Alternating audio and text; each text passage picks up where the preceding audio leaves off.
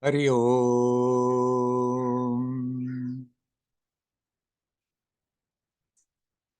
Hari Om.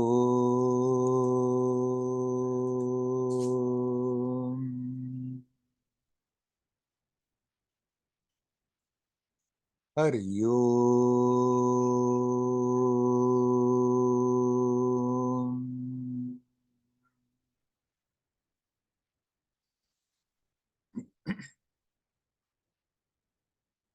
Hello, my friends.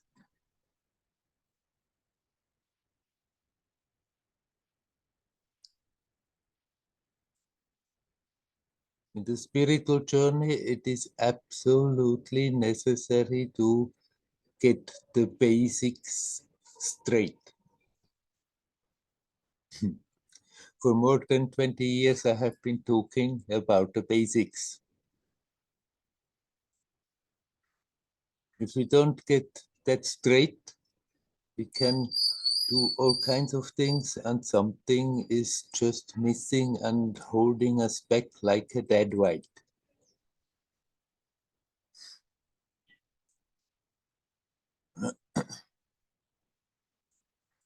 What are these basics? These basics has nothing to do with learning a bunch of rules and then following them. These basics has nothing to do with behaving spiritually. The basics are very simple. That capacity that one has an honest, good look at oneself. That we learn to look at ourselves and see how we are functioning. And once we really do that, automatically we start to become aware that many of our mechanisms, they simply handicap us all the time. They simply prevent us from being our natural self. And then we can go about to get rid of them. These are the basics. And people often forget about it. Go for spiritual teachings, go for spiritual practices, go for great philosophies, and forget to have a good look at oneself and see, look how I'm functioning, look what's going on here in my own mind, in my own psyche, how I'm creating blocks all the time, and then learn not to do that anymore. This is what I'm talking about all the time. If we get the basics straight, then the road is clear. If we miss that part, we can practice and practice. We can learn all kinds of complicated techniques. We can learn great philosophies and be eloquent in talking about it. But if we are not aware how we are sabotaging ourselves, how we are preventing our consciousness from becoming natural, then it doesn't go deep. There are people who, after some practice, develop some unusual abilities, seeing subtle things, and the tendency is to immediately start to teach, start to be spiritual guides for this and for that. There are people who are born with unusual abilities, that they can see subtle things or whatever, some clairvoyance. And then also they have the tendency, instead of learning what's going on, learning to deal with one's own psyche, to always be teacher, and they can do that the whole life long. And sometimes give good advice, but in their own spiritual journey, there is something so totally missing that it is simply holding them back. It's like a dead weight.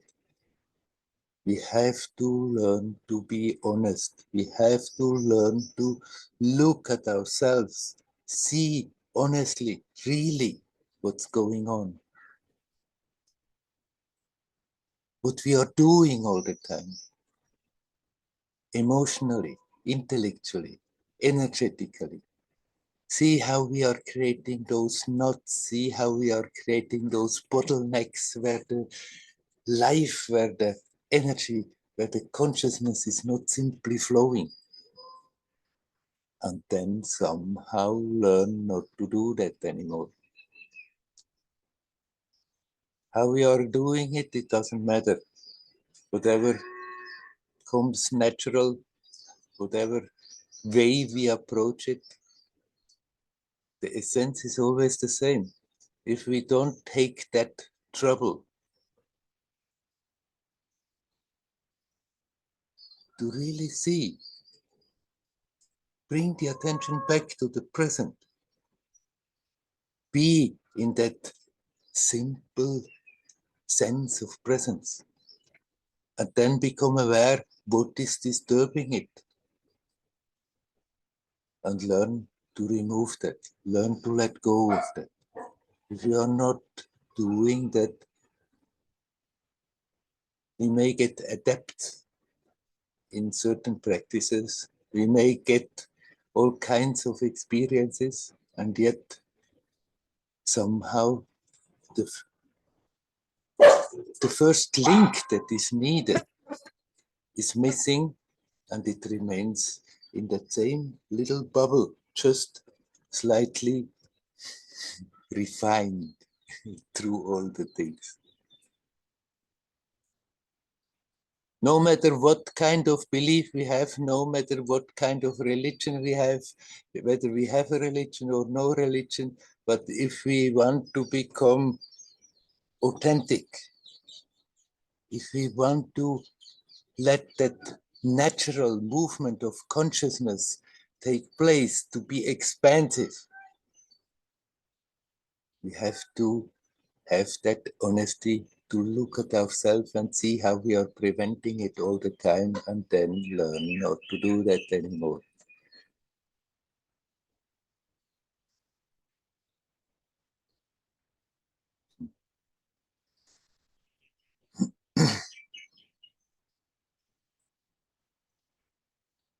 Spiritually is not some kind of fancy thing, exotic thing that we have to somehow attain in exotic ways. Real spirituality means to come back to oneself, to bring the attention back to that sense of presence and let that natural beingness start to express itself. Become natural. Become authentic. Be what you are and not what you have learned to be. See that we have learned to be a certain personality. Naturally, it happens. Growing up in the society, from the beginning, one is bombarded with all these instructions, what to do, what not to do, how to be, how not to be, how to identify oneself. That always create that comparison, me and the others. It's crystallizing in such a way that we completely overlooking what is prior to that, that simple sense of presence, that simple sense of being.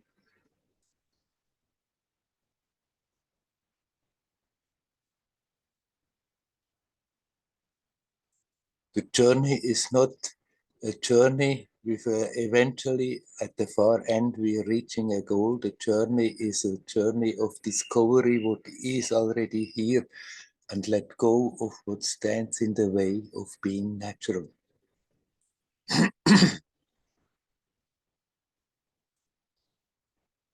That's what we basically have to learn. That is the basics I have been talking about for more than 20 years. Somebody told me what's Werner Satsangs, they are for beginners, and I told him, yes, you're right. Be a beginner. If you start to connect with that infinity, you become aware wherever you are, you're still a beginner. There is infinity beyond that. There is infinity beyond whatever we are experiencing. And it's good to have that humility to see, okay, I'm a beginner. Instead of thinking I'm an advanced practitioner, I'm an advanced spiritual sadhak, I don't want to have to do with beginner stuff. We should learn the basics, and then things are happening all by themselves. If we stop standing in the way, consciousness naturally, effortlessly will start to be expansive. And the experience will naturally, effortlessly unfold and unfold. All we have to do is to take away what prevents it. And that is something nobody can do for us. We can guidance, we can support, we can get guidance, we can get support. But then the steps everyone has to take for oneself. We may get so much grace from a guru, from God, from the universe, and yet we are still asked to do that basic job ourselves, each one.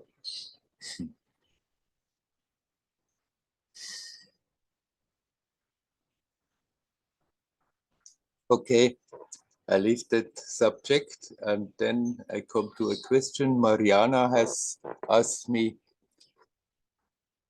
yeah, but what is this silence? And of what use is it to invoke that silence? Now, of course, I cannot say something about silence. As soon as we are opening the mouth, then it's not more silence. You cannot define silence, but I would say silence is that remains when you remove everything that obscures it. When we look at ourselves, see what we are thinking all the time, learn to detach from that, learn to let go, then silence is already there. We don't have to produce silence. It's against the background of that silence that is always there that all these experiences are possible. Now, he asked, what is the use in connecting with silence, in invoking silence? We don't have to invoke silence, its silence is here. But what is the use? We cannot think in terms of use in a practical sense. But the use is simply that you become yourself, that you become natural. When we are capable of detaching of all this that is covering up the silence, then you just are. And in that simple beingness, that inner beauty, that inner creativity starts to flow out and express itself. The more we are noisy in our mind, the more we are overlooking that potential that is there, that tremendous potential. Identifying with a role that we are playing, with all the limitations, with all the pettiness and think, oh, that's how I am and that's what it is.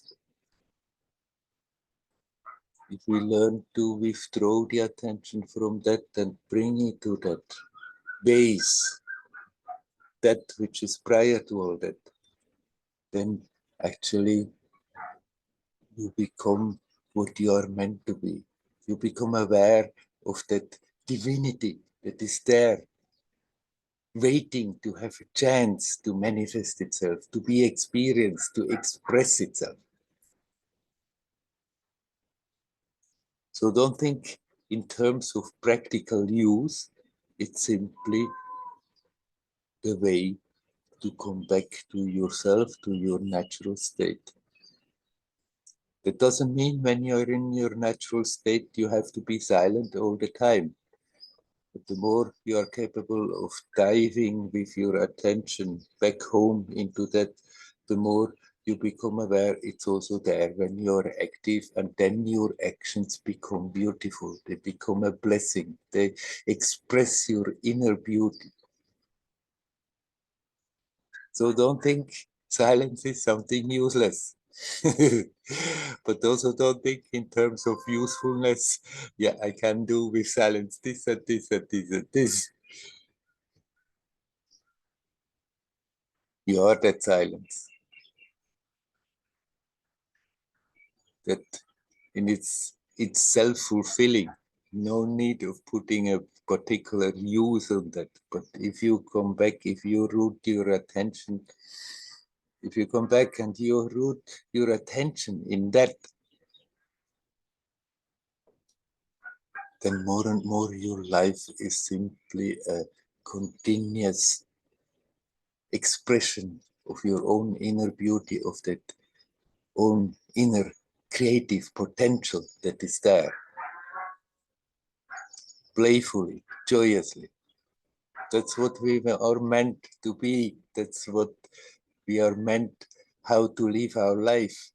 We just have completely forgotten it and gotten so caught up in our stories, in our identification with a role that we are playing in society, in family, amongst friends, that we overlooking continuously what is there. So, Mariano, it is definitely worth the trouble to withdraw the attention and bring it back to that base, the silent, potent base that is there.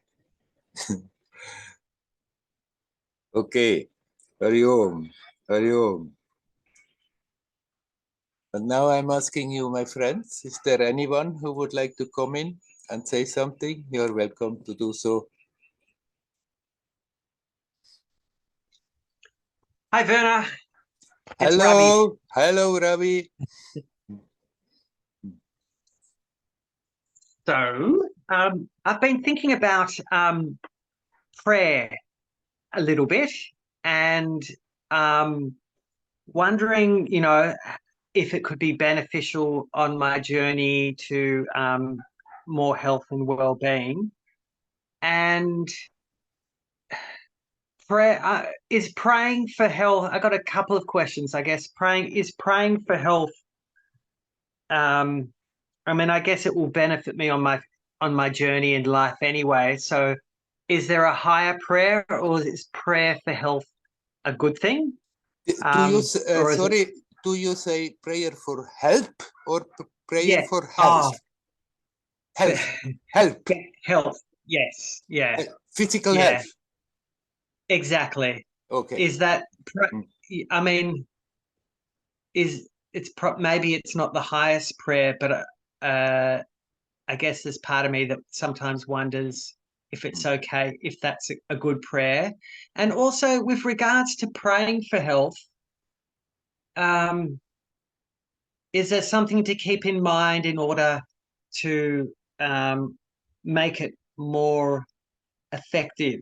And does by praying for health, are we getting support, which comes back to us at some stage if we're open to actual make a difference that we can't do by ourselves, or that just supports us further on the journey to health?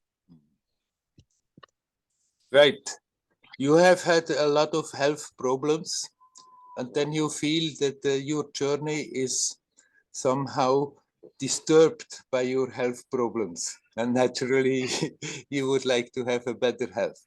There is nothing wrong with praying for health, but still, it depends the attitude. If if you pray for health with the idea that if you are less disturbed by your health problems, that it becomes easier for you to connect, then that is all right. There's nothing wrong praying for that. As long as you keep the innocence, as long as you keep the proper attitude. At the same time, you can pray for health, but at the same time, you can also have that broad-heartedness to accept whether these prayers are manifesting or not, whether it's manifesting quickly or will take some time. Nothing wrong. Hoping that you can live more pain-free. Nothing wrong. Hoping that you can feel more at ease. At the same time, moment by moment, it's also good to accept that which is and become aware that in spite of all your troubles, you can still connect with the essence. It doesn't prevent you. And that is the main importance. At the same time, you can hope and you can pray that the external situation may get easier also. I mean, certainly, yeah, that's right. Okay, thank you, Werner. One other question. Oh, my battery is very low, so we may get disconnected. I'm just moving over to charge it. Sorry, Werner, I'll be 5 seconds. I'm back. Yeah. So I've heard about Kali Yuga, and here there's one theory. Well, a big thing I've heard is it goes for, like, from memory, I could be wrong, like potentially 400,000 years. And it sounds like we're only 5,000 years into it. And it seems to, like, I mean, I don't really, it concerns me because it just, if I adopt that attitude, that's 400,000 more years of just getting worse and worse and worse. For one, reincarnation doesn't sound very something to look forward to. And so I guess, well, one of my things is that I feel like I have, as a separate thing, I feel like I have, performed quite a few sins in the earlier part of my life, and I'm concerned about coming back, what my next life might be like. And then separate from that, just the future of what's laid out in this, I think it's the scriptures of how humanity will degrade, etc. Does not sound good at all. So anything positive to say about that? About after all this negativity. Look, you don't have to take this theory so to the word. About all these numbers that you are reading, the different scriptures also contradicting themselves.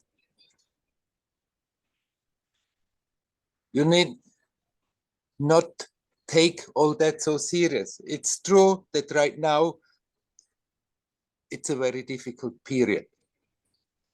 It's true that something is basically going on the manifested level very wrong, and some very destructive forces are at work and actually have a lot of control.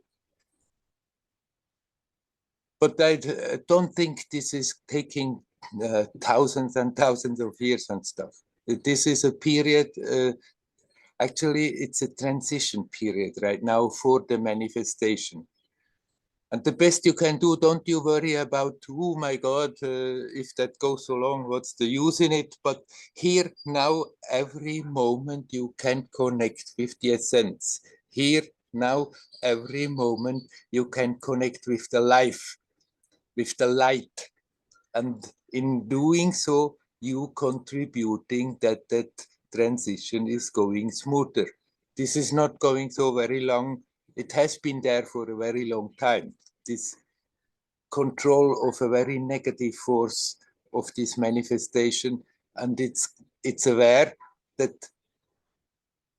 something much more beautiful, much more harmonious is rising and getting stronger and stronger, and is totally afraid of having to let go of the control, and tries to do the opposite, to hold on with the fingernails and try to get total control, but the whole thing will break down, and it doesn't take that long.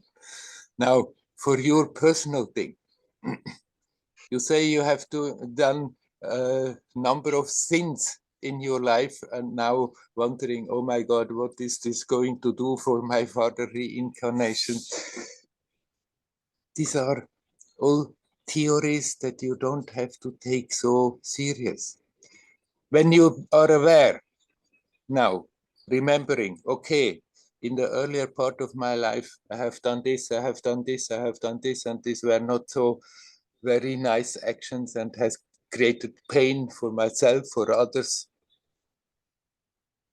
then just be honest with that.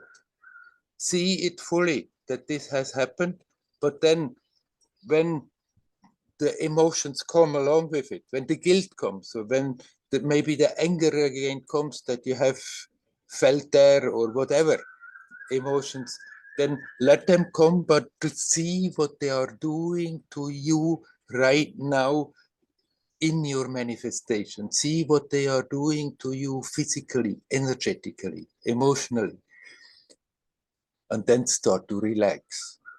Don't hang on to guilt and think, oh my God, it's terrible that I did that. It has happened. It's the past. It's only a memory. There is only one point you are touching reality, and that is now. All else is in the mind. And even if in your story, in your memory, there are dark points, if the memory comes to the present and you experience it in the now, and you experience the negativity of it, and you experience maybe the guilt of it, then don't fight with it, don't be a victim of it, but just see what it is doing to you right now. How your experience is influenced from that right now. And then learn to relax, learn to let it go. And then stuff that has been hanging on there in the psyche, tensions that you have been carrying along, guilt that you have been carrying along, will reduce. And if it comes again, you do it again, and it will reduce, and eventually it's gone, and there is no karma you have to be afraid of that you will get punished. That whole thing also about getting punished, that's a totally human idea. It has nothing to do with what is really going on. Your being is pure and innocent and divine, and it cannot be hurt, it cannot be polluted. But that being of which we are usually not aware, which is not even now really incarnated, it's simply projecting into this matrix an aspect that goes through all these experiences. And from that perspective, it's seen certain things went wrong, but that doesn't mean as a punishment then after that you have to incarnate like this and get hurt and God knows what. But that being may decide that it's not bad to have certain experience and project in a difficult situation, but not as a punishment. Punishment is completely this human way of thinking, very limited understanding that creates that idea of reward and punishment. That has nothing to do with your real being. God is not punishing and rewarding. That is all human stuff.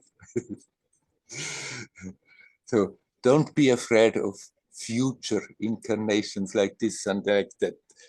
Here, now, you are touching your own divinity.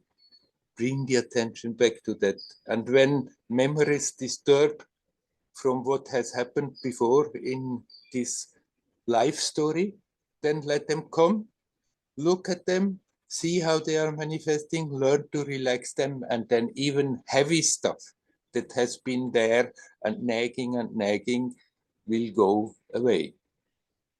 I had a period in my story where the past came so extreme, on and on and on and on. And then I would stay with things. First, I tried to push it all away, but that was just delaying. And then I accepted, okay, certain things have to be confronted. And then heavy stuff may go on for on and on, sitting there silently, but not being silent, being busy with old stories, but from another perspective, observing what it is doing, learning to let go. And eventually it would go, and I thought, aha, that one is gone.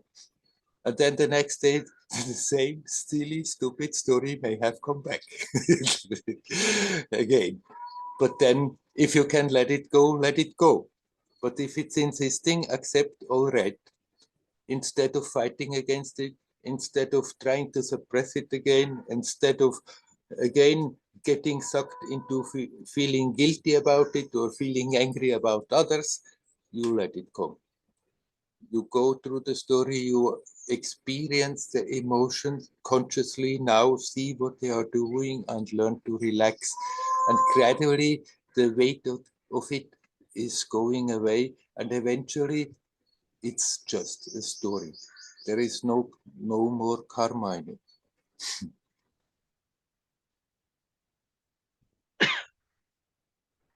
Thank you, Werner. Shall we leave it at that? Yes, for sure. Thank you so much. Okay, you're welcome. Hari Om. Hari Om. Hurry on. Hurry on.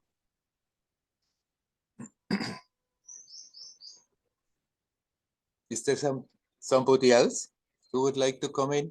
You're welcome.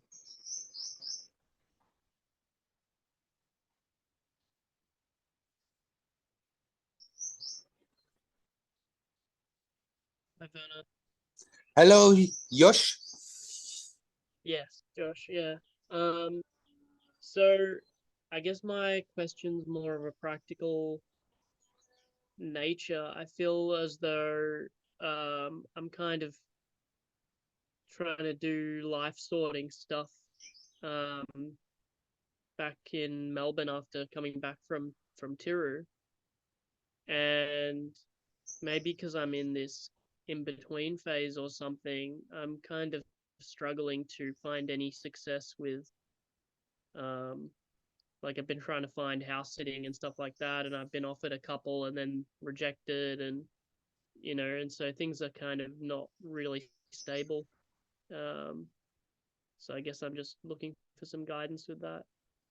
Yeah, the first sentence I haven't understood. You are trying to do what? Did you say at first?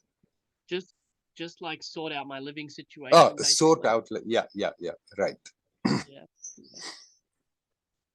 That I'm not going to give you now advice, do this or do that with yourself and your life. Yeah. Center in yourself. Learn to be connected with yourself. Breathe consciously in the present. Center, breathe, relax, and be with yourself, and then sort of let the external story unfold itself. If you have an idea what you would like to do, then you can go after it and see how it is working out. But if you really don't know what to do, then just be and let it emerge. That more and more that sense of clarity will come, that okay, in this direction it's going, and whatever direction you are choosing, there will be obstacles. And if are obstacles, don't think, oh, it's wrong. Obstacles will be there. That's what we are here for, to learn to confront obstacles, deal with them and go beyond them and grow in the course of the process. But the most important thing, if you want to sort yourself and your life out, is that you learn to connect with yourself and not driving yourself crazy thinking, what should I do? What should I do? What should I do? But be first, foremost, consciously conscious, consciously alive, here now. And then be open. And then the external circumstances may start to crystallize out where it is best externally, where you are going. But no matter what you're doing, keep that awareness with you that whenever you remember, bring the attention back and be in the present, be in touch with yourself. This is the most important thing, that you are stable, that you can sort yourself out, that you can sort your life out. And then the more you are capable of doing so, the more the external story somehow just starts to happen, and you deal with it as it comes and as it goes.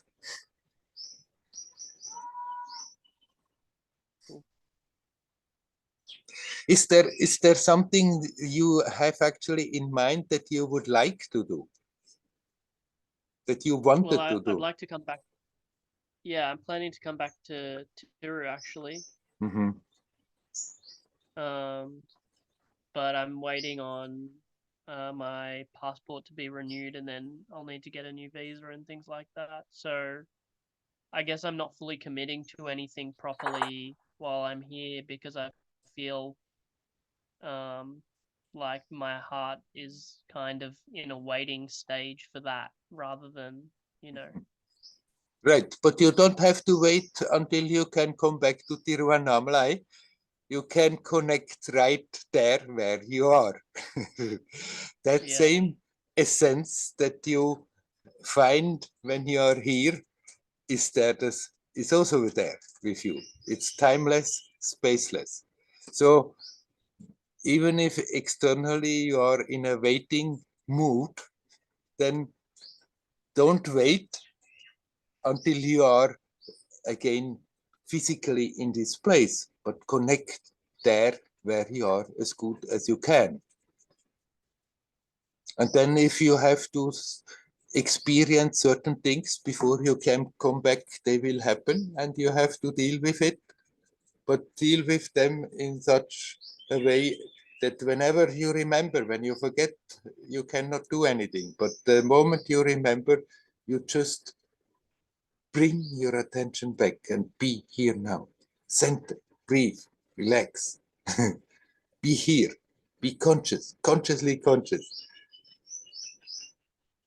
And then the external story sort of becomes not more so important.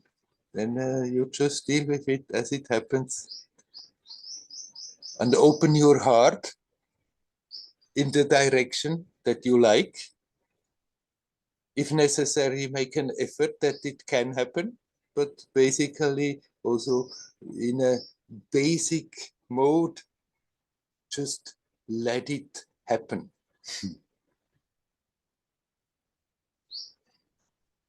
It's good to bring our dynamic creativity in the present moment,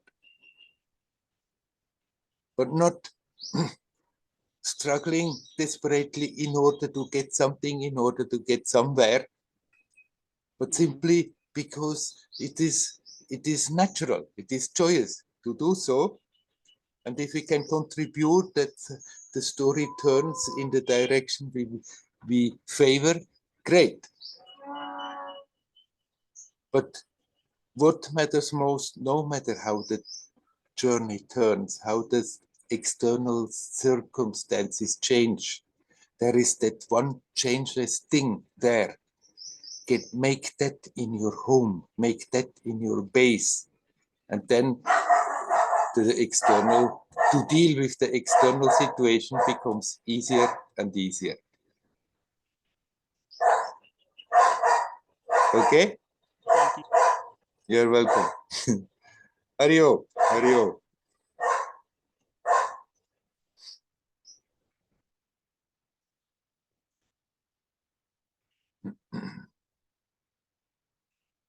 Is there anybody else who would like to say something? You're welcome.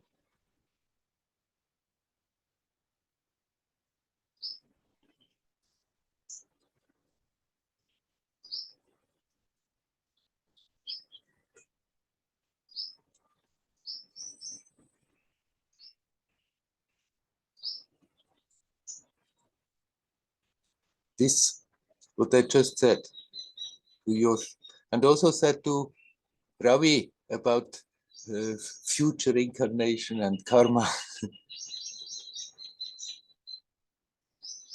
It is the secret of living fully, of having that intensity of being, that we are not worrying about the past, what has happened, not trying to push it away and push those memories in the subconscious, suppress them, but not worrying about it.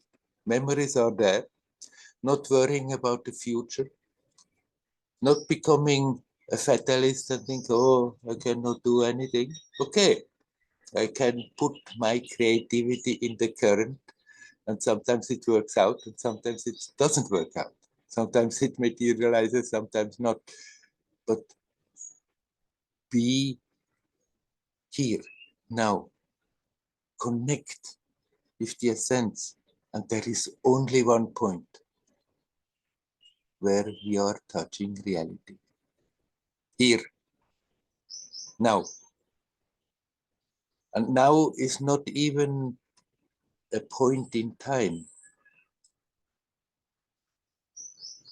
A little moment, the story, part of the story leads up, but it's already gone. It's already past.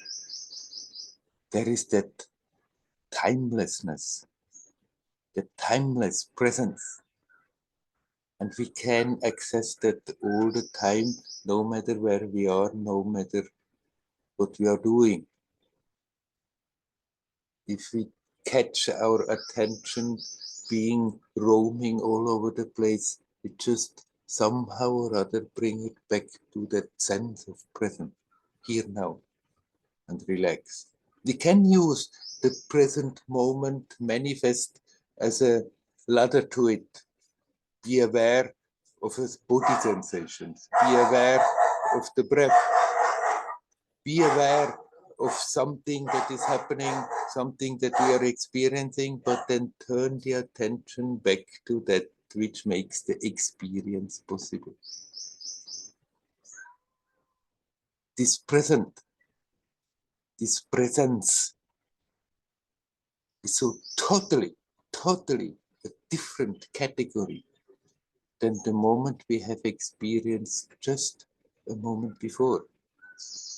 What has happened a moment before is only a memory. We're holding on to emotionally and give it a life energetically. While doing so, we may hold on to memories in that way that have passed long, that are from long ago, and we still giving them a life that they are not deserving by emotionally being attached to it.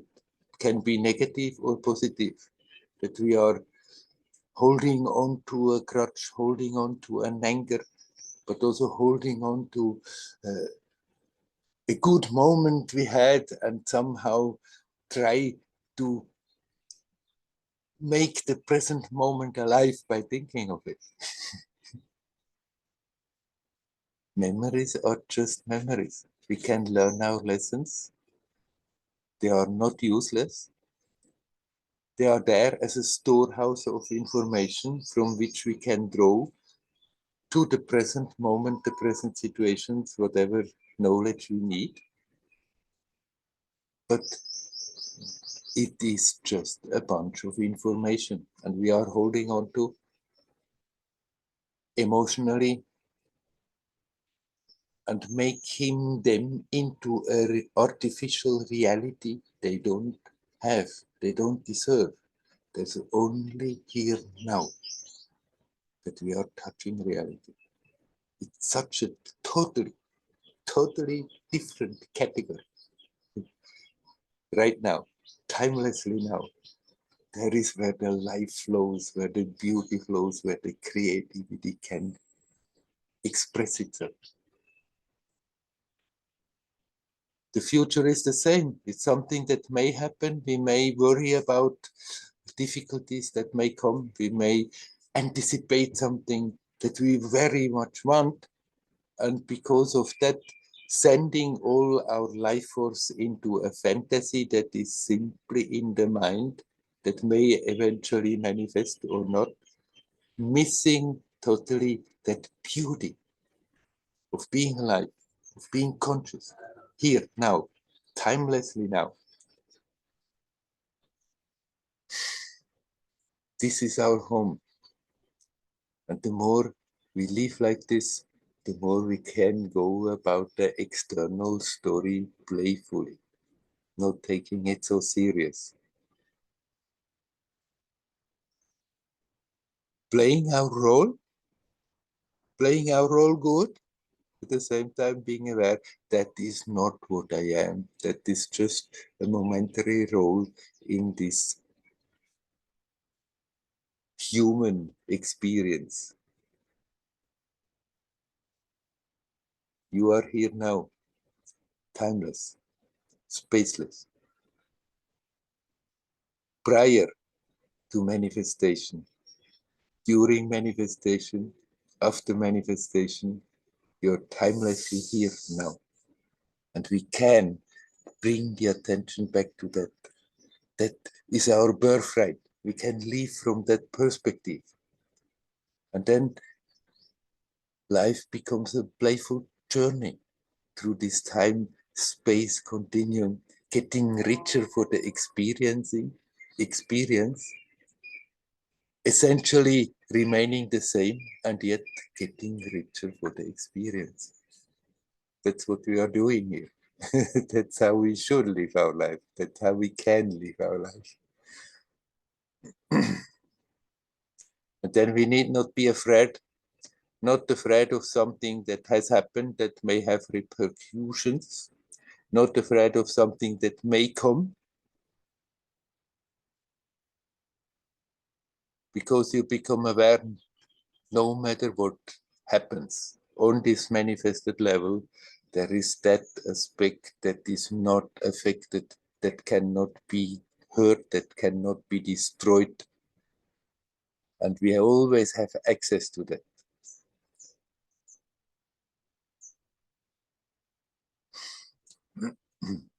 I'm asking again, is anyone who would like to say something? You're welcome to come in.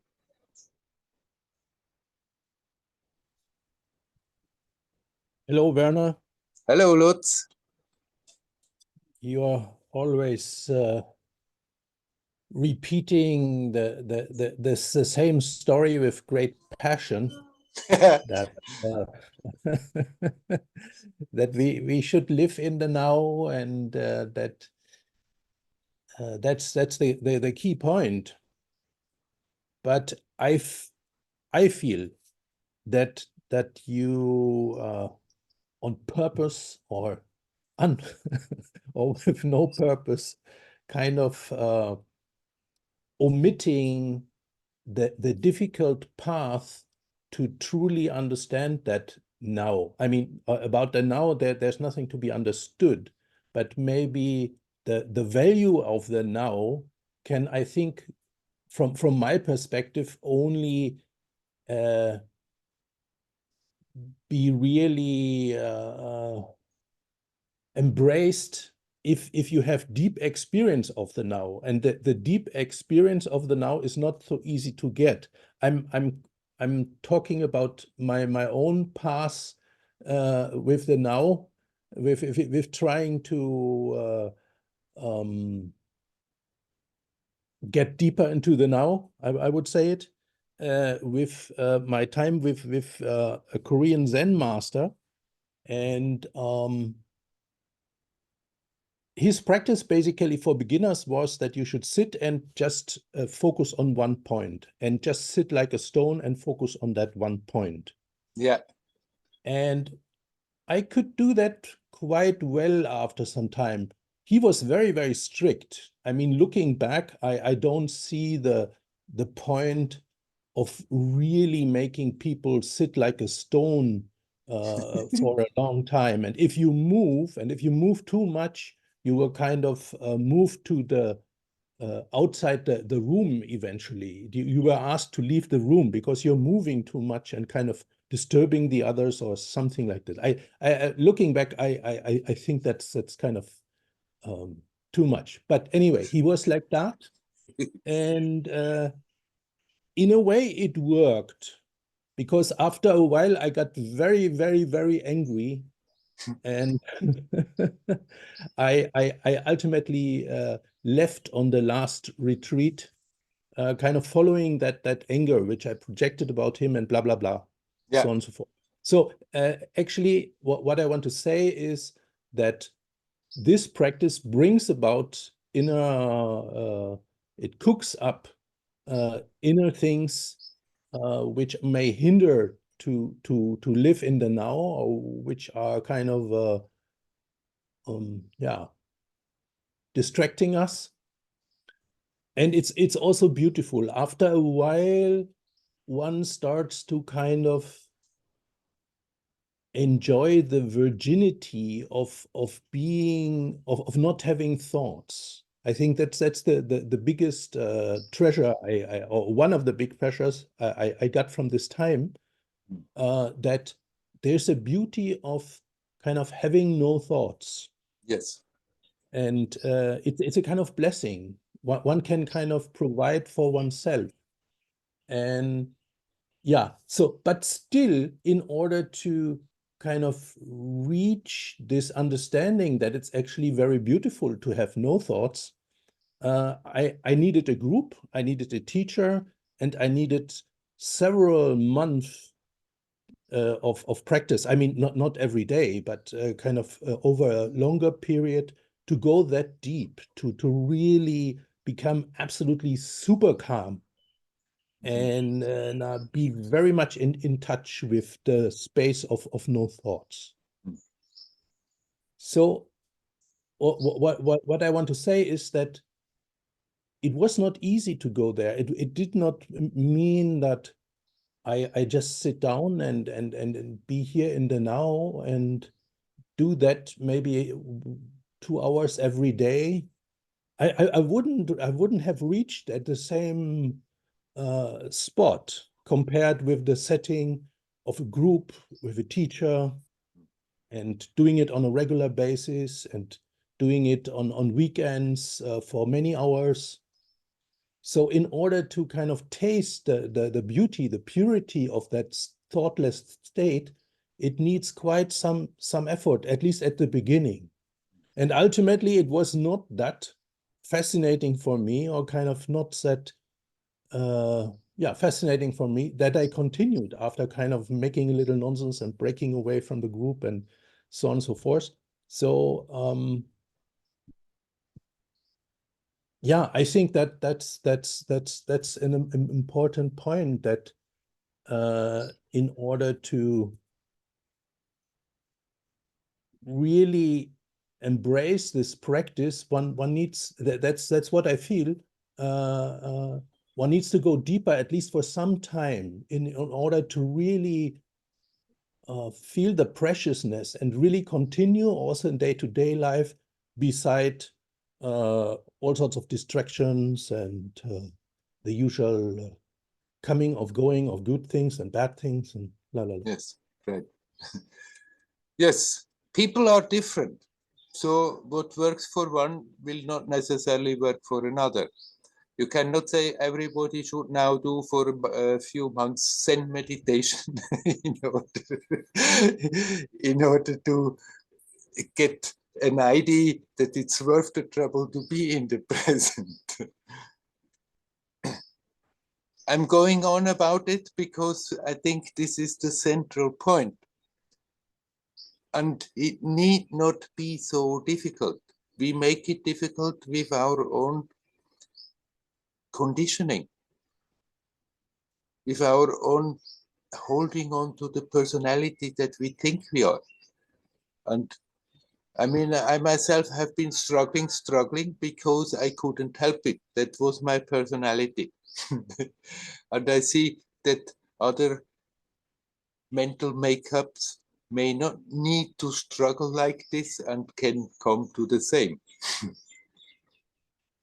But what it needs is a sincerity, a profound decision that I'm really going for this. I'm really going for truth. I don't want to play games with myself anymore, but that the inner yearning is there. And then when that sincerity is there, then the memory will also come. And it's certainly very helpful for everybody if we have every day some time where we are not busy, where we are just there and can put the undivided attention simply on that, in whatever way we are doing that. But then this is just a part of it. The other part is that we remind ourselves as good as we can when we are not in that official practice time, when we are with people, to remind ourselves, to remember. And the moment we remember, then we are not postponing it again and think, oh yeah, when this is finished, I'll try again. But wherever we are, whatever we are doing, that at least for a moment, that attention is being brought back home and we relax in that. And if we consequently do that, then gradually it's getting easier. And what should be natural is unfortunately not natural because we have learned to function in the opposite way. But if we consequently go about it, gradually it becomes easier.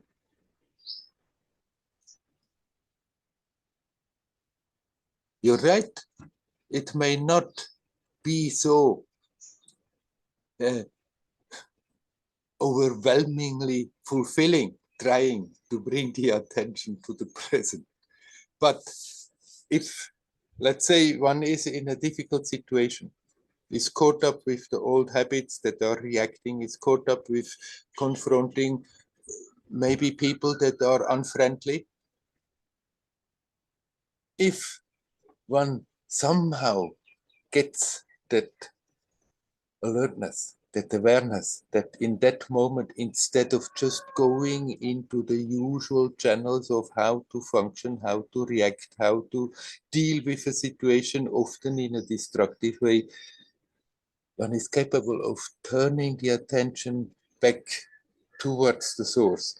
Even the attempt, even if we are not extremely successful in doing so, but even the attempt, it already starts to change the flavor of that situation, and it's much easier to deal with it. And if people start to experience that, then they also will have the encouragement that it's worth the trouble to bring the attention to that timelessness of the now.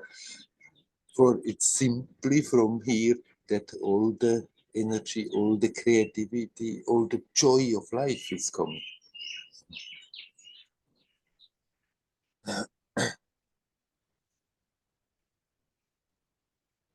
We need not now put it in the mind that it is a terrible, difficult work, but learn to bring that playful aspect in it already from the beginning. Then we catch ourselves and are aware, oh my God, I spent so much time, not really a conscious moment, just being totally absorbed in the thoughts, in whatever is happening, in reacting to circumstances. Then not waste the time lamenting about it, but then and there just, okay, it's already past, but here now I can connect.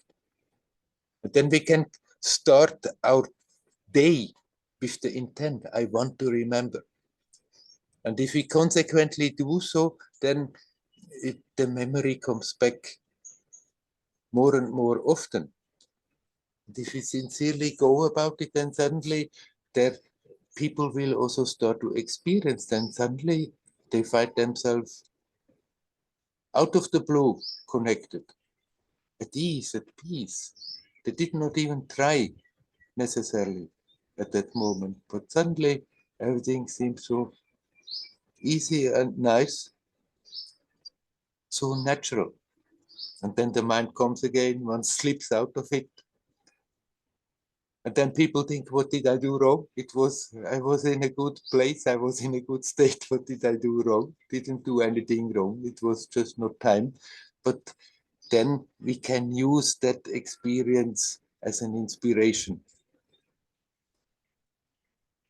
Thank you very much for that moment of grace, is the better attitude than think what went wrong that it left again. To continue, and if one continues, such moments will come. And sometimes they stay longer and they will come more often.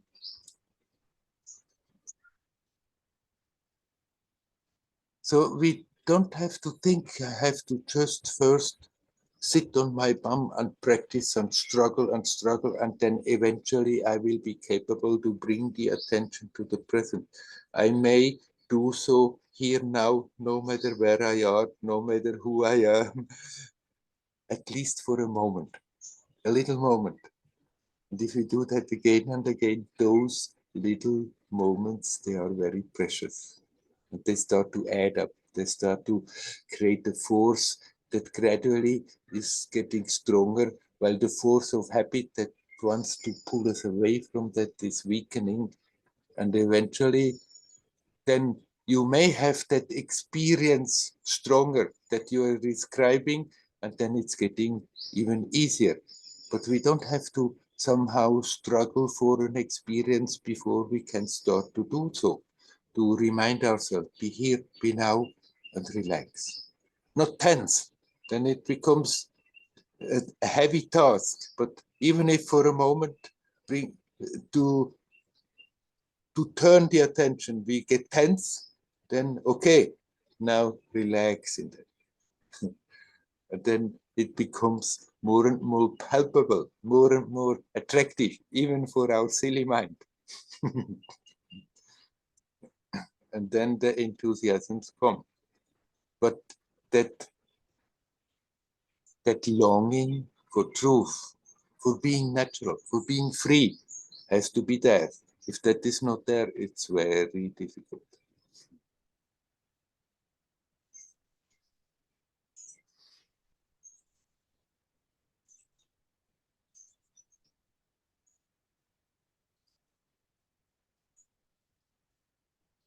The experiences will come, they will be encouraging, but we don't have to struggle for experience. Let them come when they come. Just be consciously conscious, here now, and learn to relax in it, instead of being tense about it.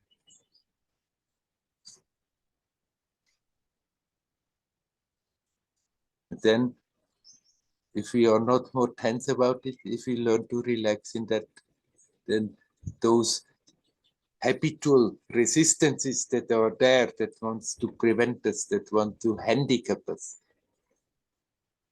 they gradually getting weaker and finally they disappear. If we continue, there may come a point where the attention goes so deep that from then on, what used to appear to be very difficult becomes simple and easy.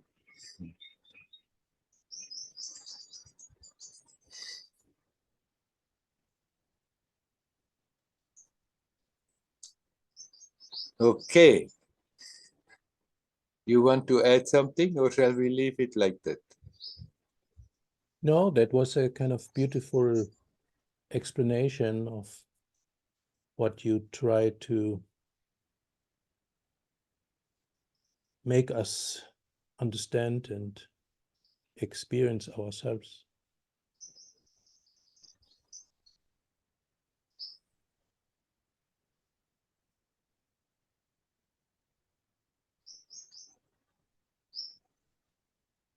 Thank you.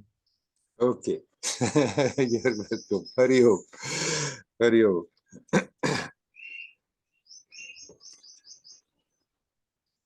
Is there anybody else who would like to say something?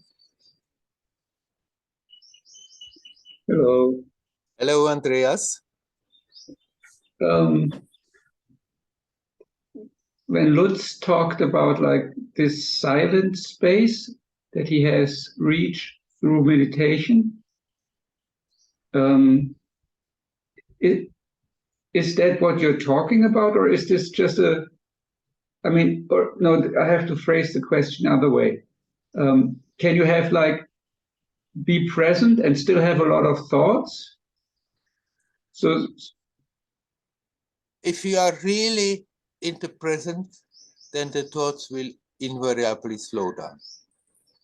If you are, if they are still on the way, then that momentum will continue. But if you are in the present, then you see them and you see the uselessness of most of them, and not feed them anymore, and they will slow down. You don't have to desperately try to control the thoughts. It's better that we learn to redirect the attention than trying to control them. Just not withdrawing the interest. We are usually unconsciously thinking, people thinking, and are very interested in all the stuff they are thinking. That's why they are fed and go on and on. And if we become aware what's going on, then we may become aware this is, most of it is complete, not useless nonsense that we are thinking. And then we may get interested in pushing them away, and they're still feeding them by fighting them. And we can forego that struggle by, when we become aware how much we are absorbed with our thoughts, with that current of thinking, redirect the attention to something that helps us to connect, to consciously connect in the present. And then if you are really, if your attention is rooted in that present, naturally it's getting more silent. There still may come thoughts, but it won't go like rumba, rumba, rumba, rumba, rumba, round and round and round.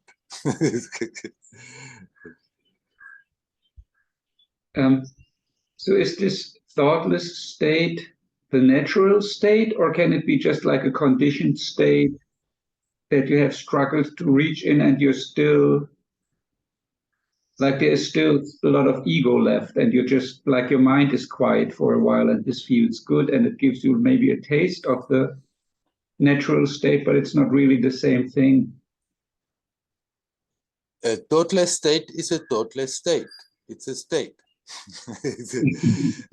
and you are prior to that state. But it's a very useful state, because in that state, more of your inner beauty can come through, that you become more aware of that preciousness, of that essence that is there if we don't cover it up. So, but it's not so much that we have to struggle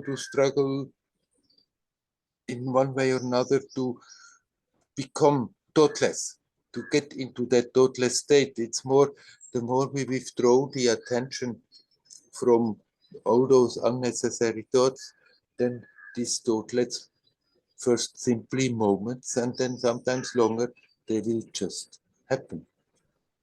And you will see it's a state, it's a very fulfilling, satisfactory state, but it's a state that comes, is there for some time, then goes again.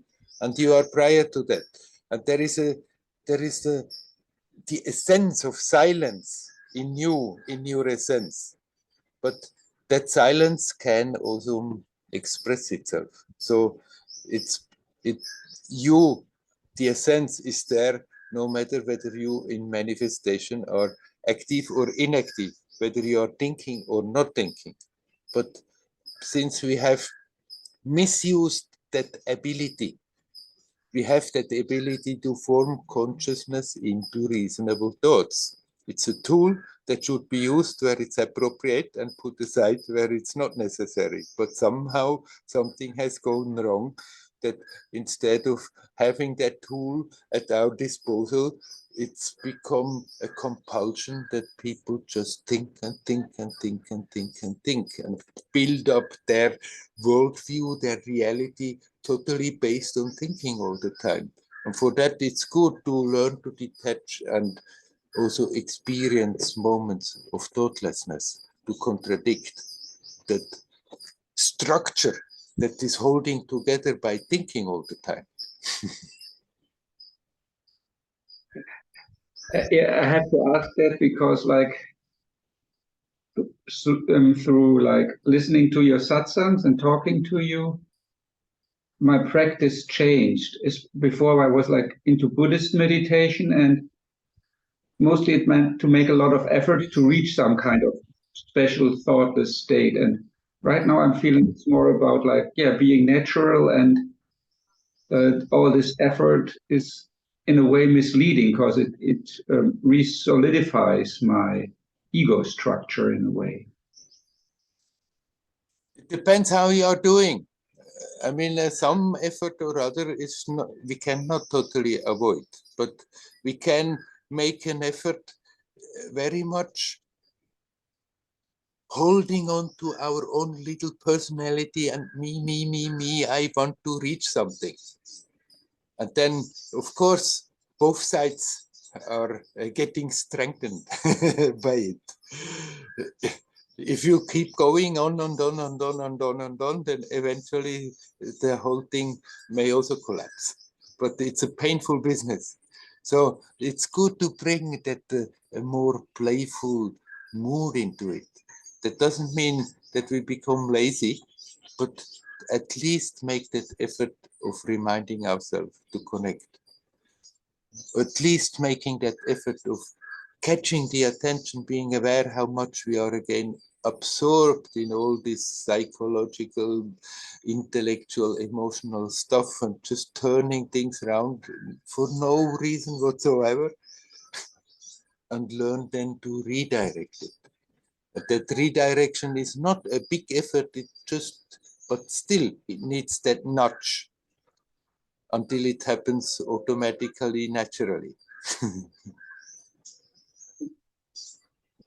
At trying to be natural, it affects much more my daily life, and I see how much I'm distracted in daily life, whereas before I thought, oh, I should do more retreats and go about, try to reach special states. And it has been helpful in a way, but I'm kind of doubtful about it right now. to do it too much, let's put it that way, or to see it as an own means of practice. You cannot really say so, but it's not for everybody. For some people, that's the way to go about it, because their character is open for that, they feel like doing so, and then it's the right thing to do.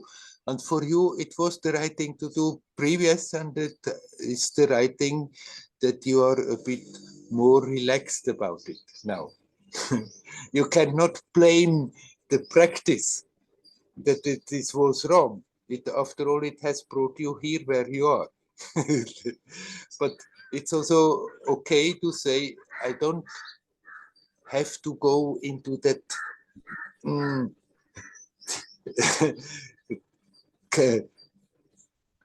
grinding teeth mood anymore. I can be more relaxed about it, and it also works.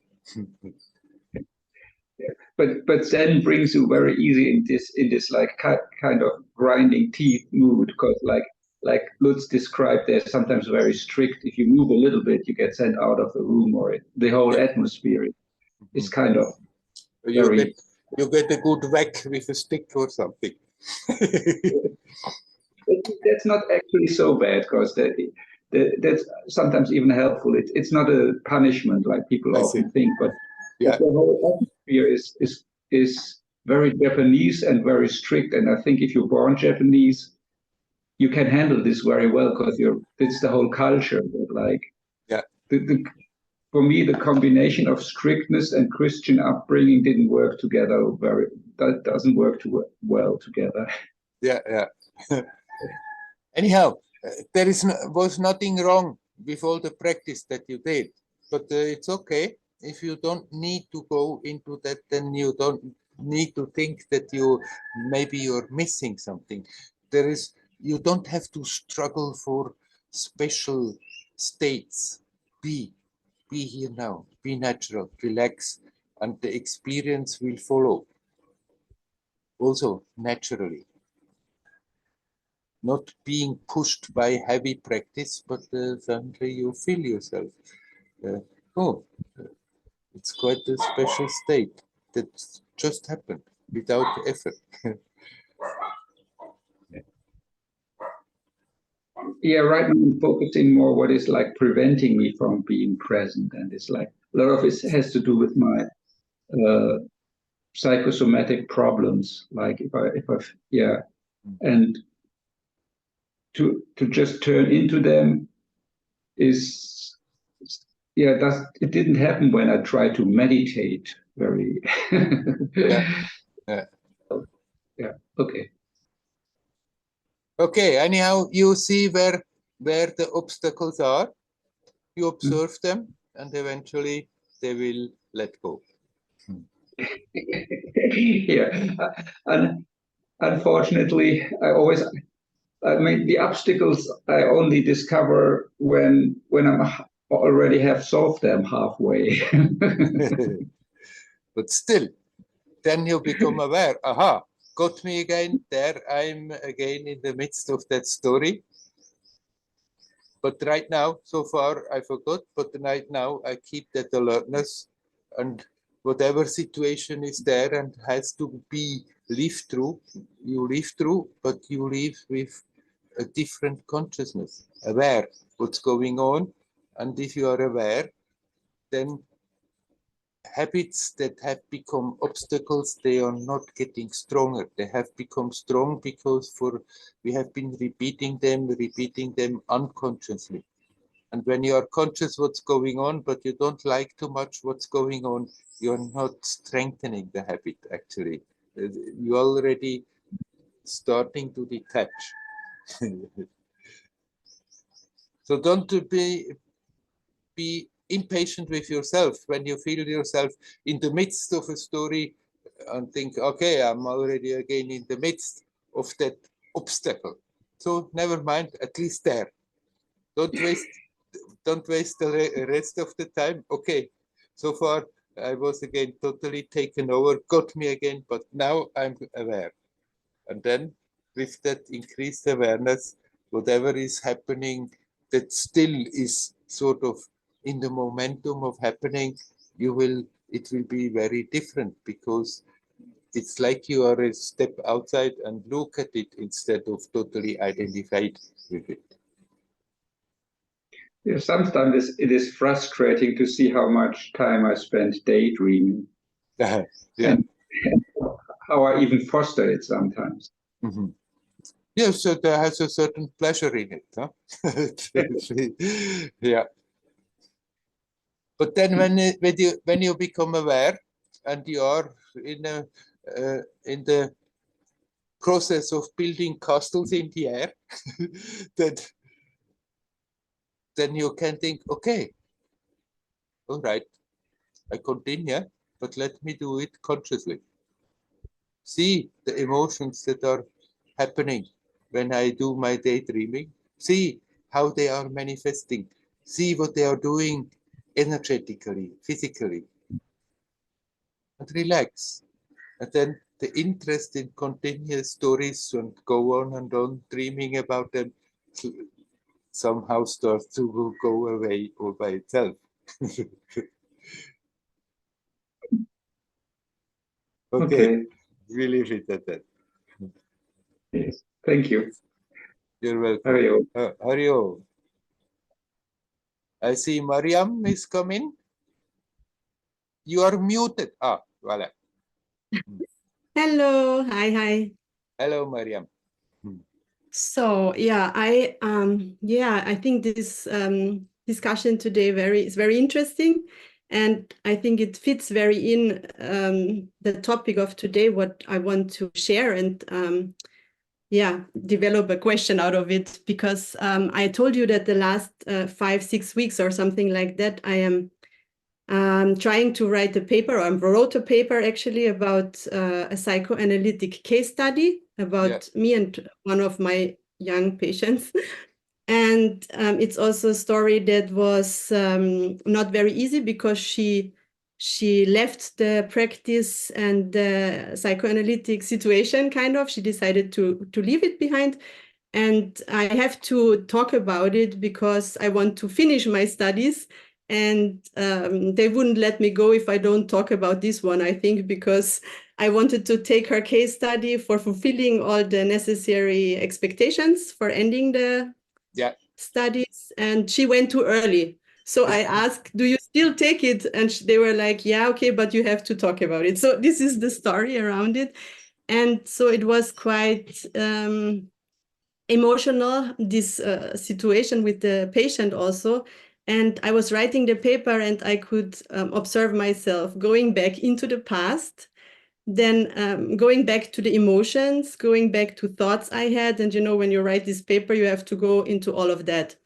Yeah. So, and at the same time, it's the first time that I'm writing something like that after I came to Tiru in 2020. And it's the first time that I do it without being so much identified, or it feels like there is a process going on of I'm getting aware that I was very identified with being a psychoanalyst.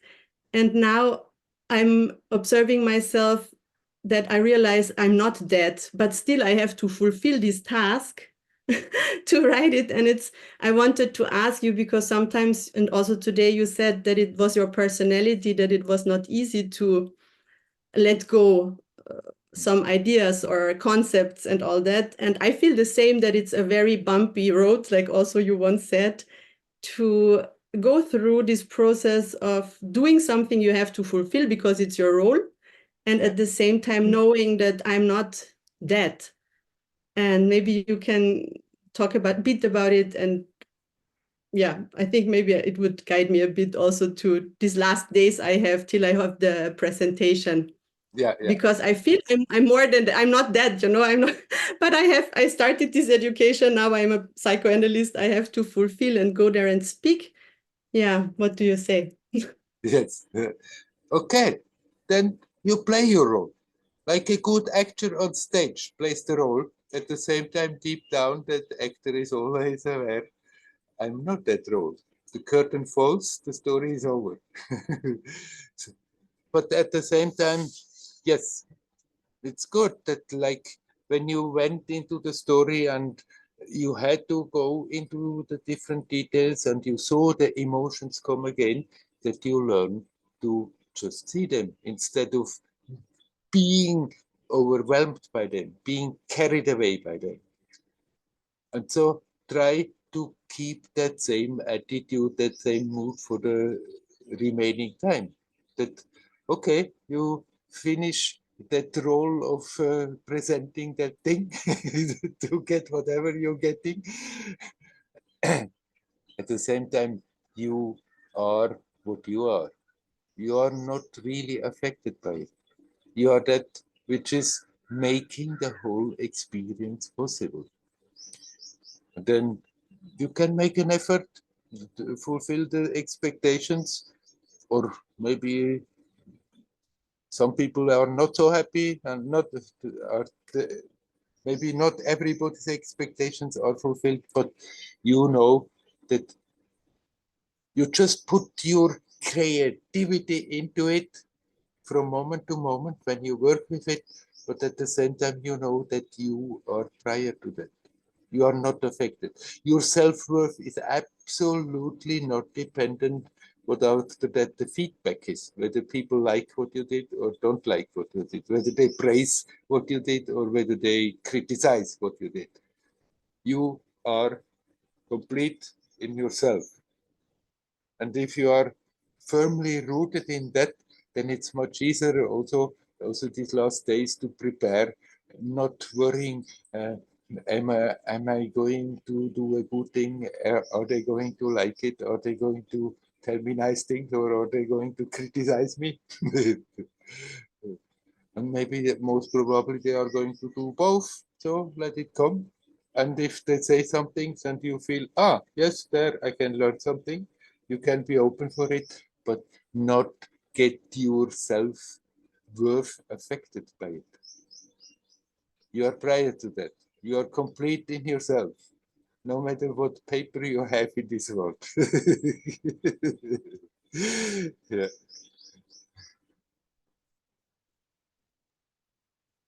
Yeah, thank you. That's nice. I take your words. It's in my heart. Very Yeah. good. Okay, wish you good luck. Thank you. Hariom. Hariom. Hariom.